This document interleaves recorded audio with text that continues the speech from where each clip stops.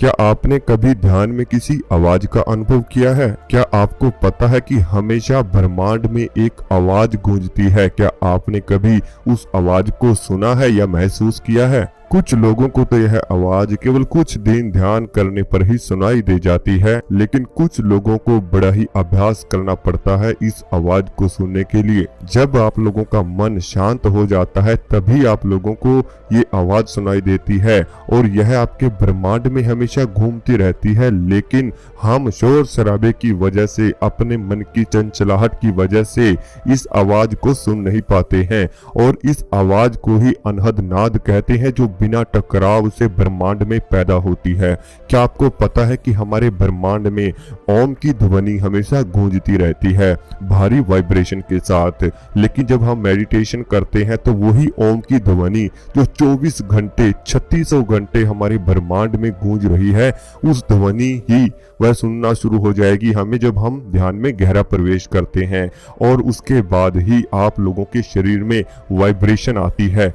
वही ओम की ध्वनि आपके शरीर में वाइब्रेशन डालना शुरू करती है, लेकिन आप उस ध्वनि को अपने मन से सुन सकते हो, क्योंकि वह ध्वनि आपके ही अंदर बन जाती है, आपके अंदर से ही प्रकट होती है। एक ऐसी ध्वनि जो आपके शरीर में हमेशा घूम रही होती है, आपके शरीर में गूंज रही होती है, लेकिन आप उसे सुन नहीं पाते हो। अनहद नाद जब आप सुन सकते हो जब आप ध्यान की गहराइयों में प्रवेश करते हो। हम यह भी बताएंगे कि अनहद नाद की ध्वनि आपके शरीर में कैसे प्रकट होती है, पहले उसके बारे में थोड़ा जान लेते हैं और आप लोगों को क्या करना होगा जिससे आपको अनहद नाद की आवाजें सुन सकें। जब यह आवाज आपको ध्यान में सुनाई देना शुरू होती है तब आप यह समझ सकते हैं कि आप ध्यान की गहराइयों में प्रवेश कर रहे हैं। ऐसी स्थिति में आपका मन शांत होना शुरू हो जाता है, आपका सिक्स्थ सेंस जागृत होना शुरू हो जाता है, एक्टिव होना शुरू हो जाता है। तो इसकी शुरुआत कहाँ से होती है? आप जो श्वास लेते हैं वह आपकी ईड़ा और पिंगला नाड़ी के द्वारा ही आपके शरीर में जाना शुरू होते हैं, और ईड़ा पिंगला यानी कि आपके नासिका छिद्र में जो दो छेद हैं, यानी कि लेफ्ट छेद और राइट छेद, जब आपके नासिका छिद्र से दोनों द्वारों के से सांस चलता है, आप सांस लेते हैं तो वह तुरंत जाकर आपके मूलाधार के पास रुक जाता है, क्योंकि वहां पर एक गांठ लगी हुई है और वही गांठ, उसी गांठ से सुषुम्ना नाड़ी शुरू होती है। 3 नाड़ियां ऐसी हैं जो आपके शरीर में प्राण डालती हैं, शक्ति डालती हैं, ऊर्जा डालती हैं। ठीक है, बाहर से श्वास लिया इंगला और पिंगला और ईड़ा नाड़ी ने, लेकिन जब वह आपके मूलाधार चक्र के पास गई, वहां से शुरू होती है सुषुम्ना नाड़ी। वो सुषुम्ना नाड़ी आप लोगों के मूलाधार चक्र के पास से, यानी जहां ईड़ा और पिंगला समाप्त होती हैं, सुषुम्ना नाड़ी वहां से शुरू होकर आपके शस्त्रार चक्र तक जाती है। और यही नाड़ी एक ऐसी है जो ब्रह्मांड के साथ आपको जोड़ती है, दिव्य ऊर्जाओं के साथ आपको जोड़ती है, ब्रह्मांड में घूमने वाली पॉजिटिव ऊर्जा के साथ आपको जोड़ती है, जो आपके शरीर में शक्ति का संचार करती है, जिससे आपके शरीर में ऊर्जा प्राप्त होती है, जो आप लोगों को आध्यात्मिक का ज्ञान कराती है, जो आप लोगों को अध्यात्म की ओर आगे बढ़ाती है। उसी सुषुम्ना नाड़ी की बात हम कर रहे हैं, जो आपकी रीढ़ की हड्डी के पास से होती हुई जाती है, जहां से आपके सातों चक्रों को ऊर्जा प्राप्त होती है।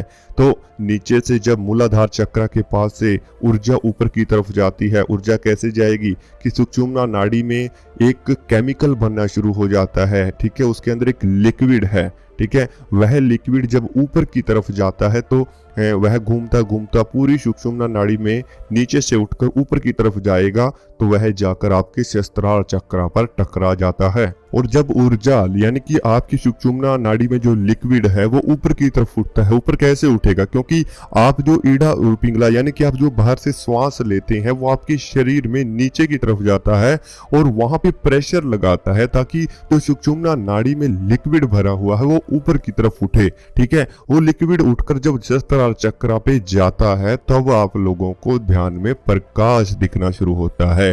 वही स्थिति में आप लोगों को ऐसा लगता है, कभी आपको नीला कलर दिखाई दे रहा है, कभी आपको व्हाइट प्रकाश नजर आ रहा है। यानी आपके ध्यान में जब आप अपनी आंखें बंद करते हैं आपको अंधेरा नजर आता है, उसी स्थिति में आप लोगों को प्रकाश नजर आना शुरू हो जाएगा कि आपको ध्यान में ऐसा लगेगा कि बहुत सी रोशनी आपके नजदीक आ रही है, आप एक सुरंग की ओर बढ़ रहे हैं। आपका जो सहस्त्रार चक्र है वहां पर एक सेंसेशन आपको महसूस होता है, वहां पर एक दबाव आपको महसूस होता है, एक खिंचाव वहां पर महसूस होता है। ऐसे लगता है आपका सर पीछे से कोई खींच रहा है या फिर वहां से कुछ बाहर निकलने वाला है। इस तरह का संकेत आप लोगों को प्राप्त होता है जब आपकी ऊर्जा सहस्त्रार चक्र पर पहुंचती है। और उस सहस्त्रार चक्र से जब शक्ति आगे की ओर बढ़ती है, यानी ऊर्जा आगे की ओर बढ़ती है, क्योंकि वहां सहस्त्रार चक्र पर जाने के बाद सुषुम्ना नाड़ी का रास्ता है जो वो खत्म हो जाता है।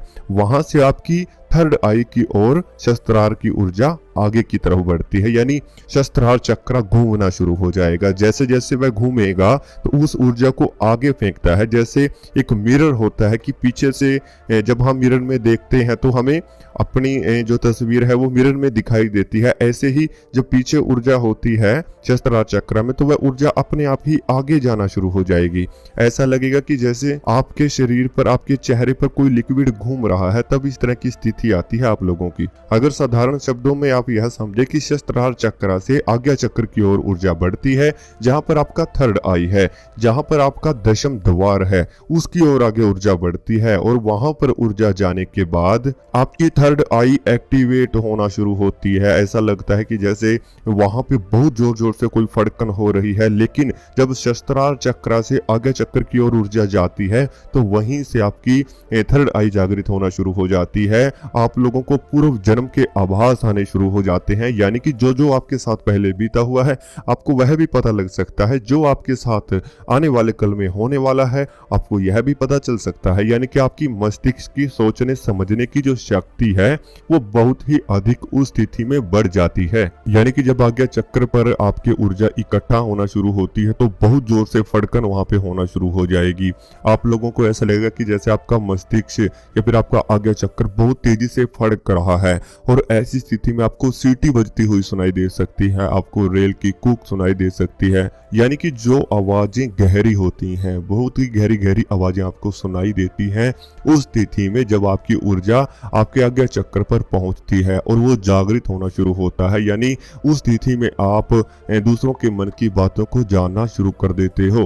उस स्थिति में आपका जो ध्यान है वो बहुत ही अधिक गहरी अवस्था में पहुंचना शुरू हो जाता है। यही वो अवस्था है जब आप ध्यान में प्रवेश करते हो, क्योंकि उस स्थिति में आपकी जो वायु है या फिर ऊर्जा है वह चरम सीमा पर होती है। ऐसी अवस्था में आप लोगों को बहुत ही गहरे अनुभव हो सकते हैं, अनेक प्रकार के अनुभव हो सकते हैं। लेकिन जब आज्ञा चक्र पर ऊर्जा जाती है तो वहां पे एक दशम द्वार बना हुआ है, उसी को हम थर्ड आई बोलते हैं, उसी को हम आज्ञा चक्र बोलते हैं और उसी को हम आपकी आज्ञा चक्र बोलते हैं, थर्ड आई बोलते हैं और दशम द्वार बोलते हैं। यानी कि अगर ऊर्जा वहीं पर रहे तो वह थर्ड आई कहला देती है, और ऊर्जा अगर वहां से घूमना शुरू होती है, वह भी बताएंगे, वहां पे ऊर्जा रुकी तो वो थर्ड आई है।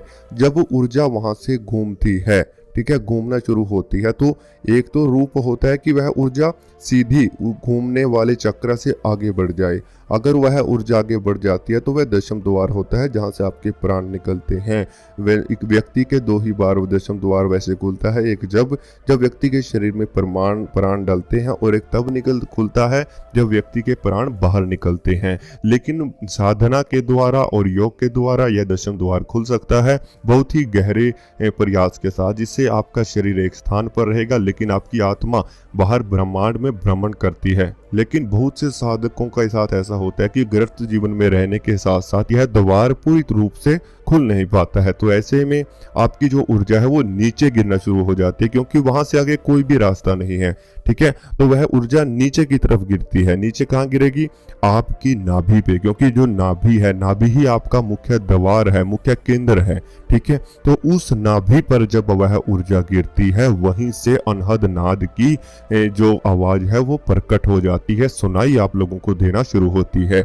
जैसे जैसे वो ऊर्जा नाभि पर गिरती है, वहीं से आपका केंद्र मजबूत होता है, आपके प्राण शक्ति बढ़ना शुरू होती है, आपको अनहद नाद की आवाजें सुनाई दे सकती हैं, क्योंकि उसी के गिरने की आवाज, वो ऊर्जा जो बताई हमने लिक्विड फॉर्म में, जब वो नीचे गिरती है तो नाभि पे गिरने के बाद एक आवाज प्रकट होती है, वह केवल आपको ही सुनाई देगी अगर आप ध्यान करते हैं। तो ऐसे में ही अनहद नाद की आवाज आपको सुनाई दे सकती है। तो आप यह भी समझ चुके होंगे कि आप लोगों को सबसे पहले क्या करना है, सांसों को गहरा करना होगा, सांसों की गहराई को बढ़ाना होगा। जब आपकी ईड़ा और पिंगला दोनों नाड़ियों से श्वास चलेगा, तभी ऊर्जा आपके शरीर में जाएगी। ठीक है, भर भर कर सांस आपको लेना होगा, गहरे सांस आपको लेने होंगे। और जब ऊर्जा पूर्ण मात्रा में आपके शरीर में जाती है, तभी वहां पर एक वाइब्रेशन लगी, मशीन जैसा लगा हुआ है कि वह वाइब्रेशन पैदा होती है जैसे।